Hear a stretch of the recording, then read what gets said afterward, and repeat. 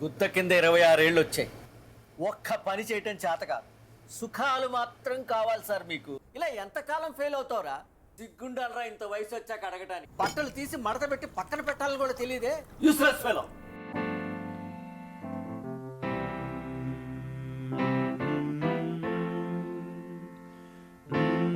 ఇంత చిన్న విషయానికి ఇర్రెస్పాన్సిబుల్ గా ఉంటే రేపు సినిమాలు ఏం తీస్తారా నువ్వు? అవునరా, లైఫ్ లో ఎలా బ్రతకాలో నీ దగ్గర నేను నేర్చుకోవాలి.